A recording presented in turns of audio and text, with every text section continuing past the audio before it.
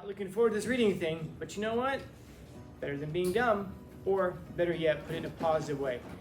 I want to know things. I want to be smart. I want to be able to talk to people. I want to have opportunities. I want to see things that other people don't see.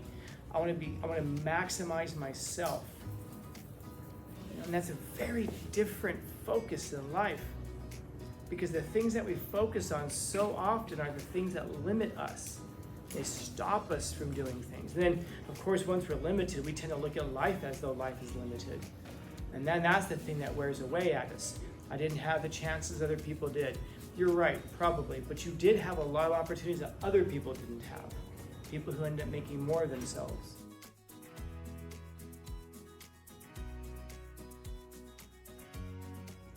And so that's why I was talking about like a difference between something being habit forming and something being actually addictive. When it's addictive, it's neurochemical. So now, having said that, if you know people who are addicted to substances and you ask them, dude, why can't you just stop taking it? Like, dude, just stop taking it. I don't understand it. It drives you crazy. Like, you help them out, you give them all these advantages, but they always go back to it. And you go, why do they keep going back to it? Because their neurochemistry is misaligned. I was making this example last week, remember, about Proof Rock and staring out the window. There's some noise outside. Everyone's like, so many of you guys are now staring out the door. Do I know that fool? I knew that fool. What's up, fool? So when you ask the question, why can't people just stop doing those things? Again, that's why. Because their brain chemistry has actually been rewired. It's not just a matter of will. Will is helpful, but will falls according to the chemical structures of your brain. So there are other ways to do it. Skydiving. Mass amounts of dark chocolate. So what controls us? Jealousy, blackmail, addiction, others. Omar controls us. Omar in the backpack control us. Yeah, and Omar is right about that first part, by the way. The thing about the will. The time you realize that there's something in you more powerful and miraculous than the things that affect you. And I won't go too deeply into it. This would be a question for like a graduate class in philosophy when we're talking about the miraculous nature of the will. A lot of we think of like the will very casually, like why does a person go left rather than right? And we say because they just decide to. What does that mean, to decide to? You just decide to. You're making it more complicated than it has to be. No, we're not understanding it to the depth that it is. There's a reason. There's something inside of us. We can call it volition, which determined that, not even determined. Sorry, which we don't have the language to talk about it, the language to describe it. Why is it a person goes this way instead of that way? Like, why is it that a person goes this way instead of that way? They just chose to. Yeah, but why? They just decided to. Yeah, but why? Oh, you're talking like a fifth grader. Why? No, but that's how you get to the bottoms of things. That's how you get to the answers of things. The problem in life for most of us is not that we overthink things. The problem is that we don't think enough about things. We just kind of stumble around in life and then we're like surprised by the results. None of us should be surprised by the results of the things that we do. We shouldn't be surprised by the results of how things turn out.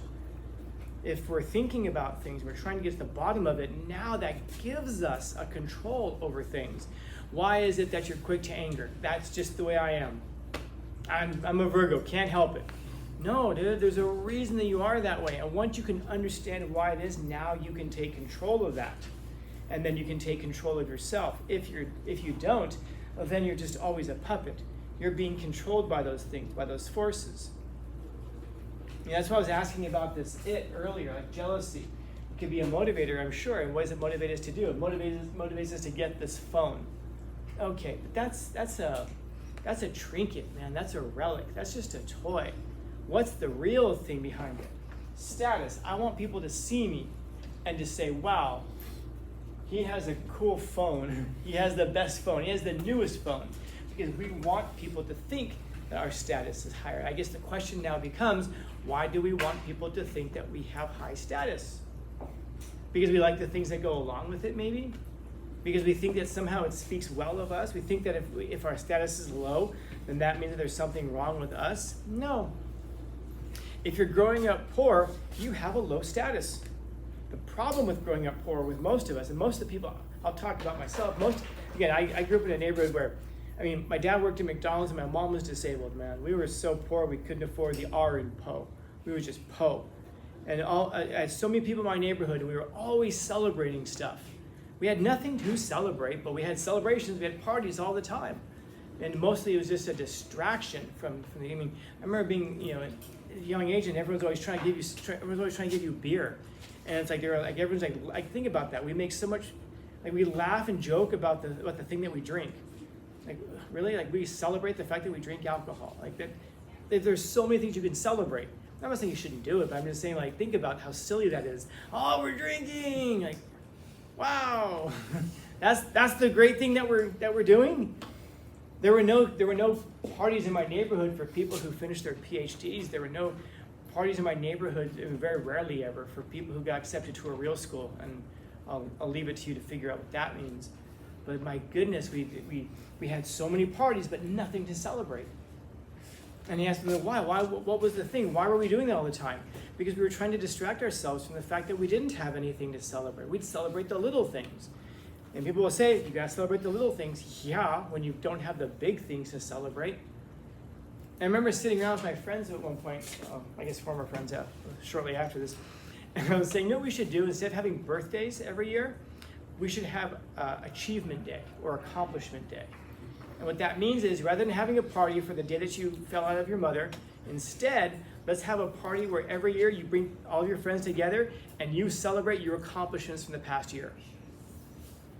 And that means you gotta lay out your accomplishments. Here's what I did the past year. The thing that you're most proud of, the thing that you've really done, the thing that you really accomplished, the mountain that you have climbed in life. And think about, I wonder how many parties we would skip because we had nothing really to celebrate. And it'd be embarrassing to bring our people together, And by the way, you can't celebrate if you have kids. That doesn't count. You can't be like, my greatest accomplishment is my kids. First off, for a lot of people, that's a damning indictment of their accomplishments in life. But secondly, that's a bullshit out right there. No, my kids are my greatest. No. What have you done? What have you done? Well, I contribute. No. What have you yourself accomplished on your own? And I bet that we would not have very many parties.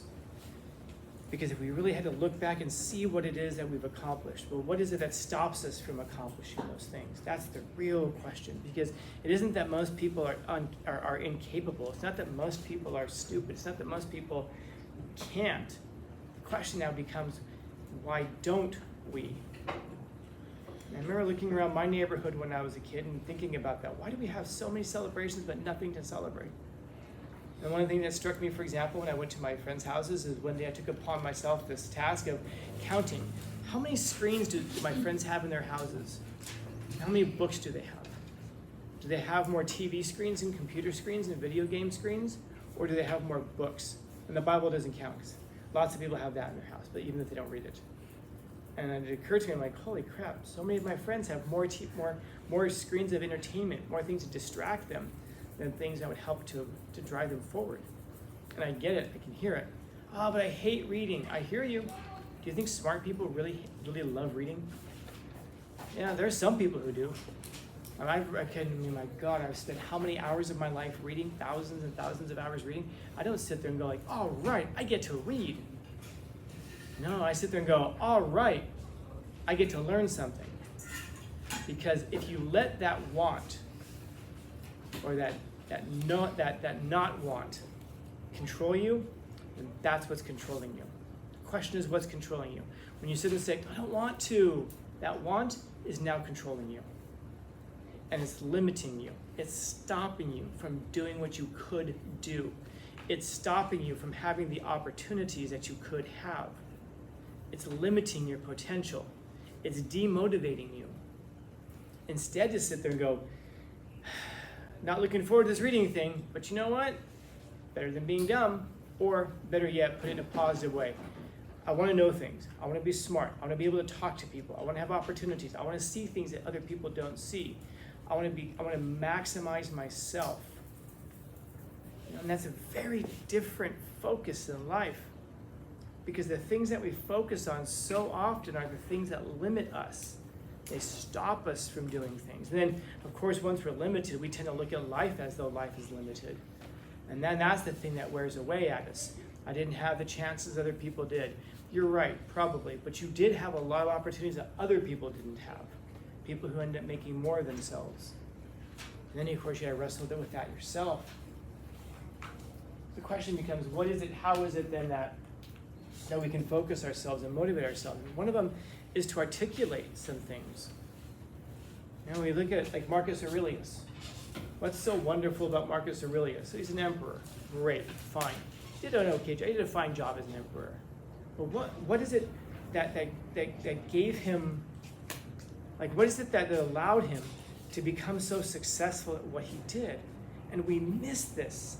So often we hear people say like, don't give up. And we're like, yeah, that's basic, dude. Don't give up, believe in yourself. Yeah, those are both very important. But once you're past that, now the question is, how do you implement those things? And so often, even in this class, we're only getting to it today after a whole year of looking at things. How do you implement it? What are the character traits? What are the virtues, you might say, that lead a person into that kind of success? One of them, wisdom. Wisdom is to know the right thing to do at the right time. How do you gain wisdom? Well, we'll get there in just a second. Also after wisdom, temperance. What is temperance? Temperance is to find that middle road. Remember, you're going to be courageous. You don't want to be too courageous, then you're reckless. You're rash. You don't want to be not courageous enough because now you're a coward. You need to be right in the middle. Well, how do you know what the middle thing is? Well, it's wisdom. In that case, it depends on the thing that you're trying to accomplish. If you want to become wealthy, for example, you have to have the courage to invest some money, to work hard, to save up some money, to take that money that you saved up, which represents your life, because every dollar you have represents time of your life. Every time you work, whenever you go to your job, you are trading your life for that money. And so the question becomes now, what is it you're really trading that life for? Are you trading your life, hours and hours of your life, for a phone? To have status so that people you don't even know, who don't even care about you, can look at you and go, wow, nice phone. Now here's a real question. Do you think people sit there and look at you and go, wow, nice phone. He must have a high status. I wish I was more like him. No, probably not. People will look at you and say, I wish I had that phone. But that's not you that they want. It's your phone. They want more. They want a phone like yours. And we confuse so much the things that we have with being things that we are. People don't want you for your car. They want your car. People don't want you for your body. They only want your body. People don't want you for your house. They just want your house. They can take you or leave you as you are. And as soon as you get that through your head, you'll realize why this stuff just simply doesn't matter. And I think I told you guys about the time I died, yes? Yeah, I'm standing on the sidewalk afterwards. I'm looking at everybody walk by and I realize, none of them even care if I live or die. And yet we live so much of our life to get the accolades, the respect and the appreciation of people who don't care if we live or die, never even know if we're there or not. And so temperance, what does that mean? It means that you take the money that you earn, which again represents your life, and you have enough courage to risk it, to invest it. In what? Go back and research it. Find out what the best way to invest is. You start doing that right now. Take 20, 30 bucks and invest it. Oh, but you won't get anything out of it. Yes, you will. You'll get something that is more valuable than money. You'll get experience. And that experience, that if you can manage $20, $30, $40, 50 bucks successfully, wow, I earned 3 whole cents on my $50 investment. Yeah, but now think about what you could do if you were investing way more than that. Now you have some confidence to be able to take 10, 20, 30,000 of your own dollars, or a few hundred of your own dollars, and invest it. Now you've got some experience, you've got some courage to do that. You don't want to have so much courage where you're like, take everything and just put on this startup. Just roll the dice. No, bad. You also don't want to say, you know what, it's kind of crazy. let's just put that money in the bank and let it collect interest. The interest doesn't outpace inflation. That's cowardice. You're never going to get ahead that way. You've got to have the courage to invest the money. And that means you have to have the wisdom to know what to invest it in. Which I guess takes us to another of the virtues, courage. Courage. To have the guts to do the right thing. And not just to do a thing, to do the right thing. How do you figure out what the right thing is? That's what all of this is. Because the last of those 4 virtues is justice. To do the right thing. To do the right thing. Not to do what's expedient. Not to do what you think is going to make you happy, because what's going to make you happy is probably largely going to lead you headlong into harm. I mean, the path to hell is paved with good intentions and attempts at happiness. I mean, you're sitting there and you've got tuna to eat, or you have a bag of hot Cheetos. For most of you, what's going to make you happier? A bag of hot Cheetos. Is that the best thing for you? No, because what you want in that case and what you need are not in alignment. That's a big part of it. To get you what you want and what you need in alignment. Because you realize at some point, once you realize what you need, you're going to want the things that you need. If you don't realize what you need, you're only guided by wants. And what do you want? I mean, what do you want for dinner right now? And if I ask you in 4 hours, what do you want for dinner now? It might completely change. Imagine and that's exactly how happiness works. You think that you're pursuing the thing that you want. There would be people I know who have spent, like Proof Rocky says, I've wept and fasted, wept and prayed. I know people who have cried and prayed and laid up at night praying to have someone who could love them and that they could love back. And as soon as they get that person, oh my God, this is the greatest thing in the world. And then give it a few months and they start looking around for somebody else. Because they got the thing that they thought they wanted, but they didn't get the thing that they needed.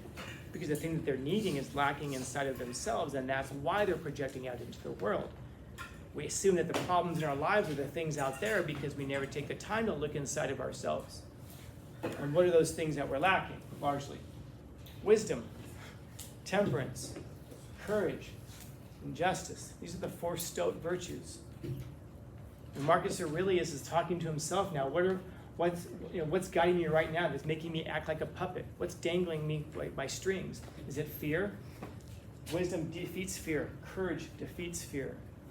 Justice goes forward anyway, despite the fear. Jealousy? What do you have to be jealous about? Somebody else has something I don't want. Well, if you want it, go get it. If you don't, then don't. But there's no reason to be jealous of somebody else who has it. If anything, it could be a motivator. Oh, wow, they have that thing. They think it seems pretty cool. I should go get it. Fine. Jealousy, desire. Desiring what? Do you desire the proper things? Do you desire the proper thing? Do you desire the proper things? Do you desire the proper things? Or do you desire the things that actually lead to your demise and your harm? And the thing is, so often we do. People who get, on the other board, people who get addicted. Why? Because they're pursuing, they desire the wrong things. They desire an escape from their life because they can't stand the life that they're presently living. They escape from their lives because they're desiring status of people around them. Come on, dude, just try it. Just do it. You know it's terrible for you, but you choose the destruction of your own life as long as you'll have some people who you won't even know in 2 or 3 years. And let's face it, if you do know them in 2 or 3 years, you probably wouldn't want to know them in 2 or 3 years. You want their accolades. So, feelings like that. So sort yourself out. Figure out what's important to you. I don't think that there's anybody in here who could say that having control of wisdom and temperance and courage and justice wouldn't improve every single aspect and layer of your life. And so pursue these things. Implement them in your life. And just see if your life doesn't turn out better. I think Marcus Aurelius would promise you that it does. Of course, what would he know, right? He was just the emperor of the entire world. And still wouldn't wear purple. So, questions, comments, concerns, complaints, criticisms, critiques? All right. Happy Tuesday.